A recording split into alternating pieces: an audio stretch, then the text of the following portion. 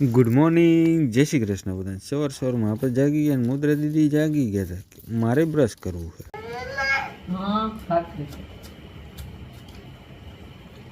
પછી આપણે નીકળી ગયા. આપણું એક જ કામ, સીધા વાડી ઉતારી જ નાખવાની થાય, બાકી કઈ વાત જ નહીં. એટલે મને પૂગવા નથી દેતી. હાલ દે તો થોડે તો શું જ થાય. શું કે બોલ બાકી છે ઘરે. હજી 9 જ વાગ્યા છે. આપણે એક બહુ મોટું જનાવર જોઈ લીધું, પણ ચંદન ઘો અમે આને ચંદન ઘો કહીએ.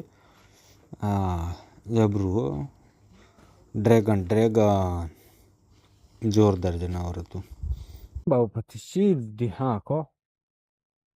હું ચડી ગયો તો આંબા ઉપર કેરી લેવા. મુદ્રા ક્યાં પપ્પા, ક્યાં પપ્પા? આંબા ઉપર. વારે વાહ છોકરો, વાહ વાહ વાહ વાહ. પછી બપોરા કરી લીધા, રસ ને રોટલી ને ચણા ને શાક ને. આપણે ઓલા પોપિયા ઉતાર્યા તેને શું કેવી ભરીએ છીએ આપણે. એક હતી ને એક ધારી જો એમ કે ફળ નાનું ફળ પણ પાક માટેની હોય ને થોડી ખાવ હારી. અને કેરી જાણકારી હોય ને ઈ માણસ પાસે કેરી ખાવા જવા. કેરી કેવી રીતે ખાવી, કેવી રીતે કરવી.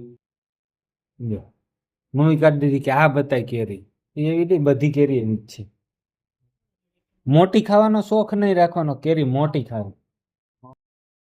રેડી ટુ ડિસ્પેચ ને પછી પાછા આપણે ડિસ્પેચ સીધી. હા, હાથમાં ઉપડતી નથી, વજન પૂરેપૂરું આવે. પછી શેઠે પણ વેડો હાથમાં લઈ લીધો હતો, કેરી ઉતારવાનું ચાલુ. એ બધું પતાવીને પછી પાછા આપણે સીધા પૂગી ગયા ઘેરે. પેકિંગ ચાલુ કરી દીધું. આપણે દોરીયું મારી દઈએ. મેં કીધું સીધ જાય આપણે.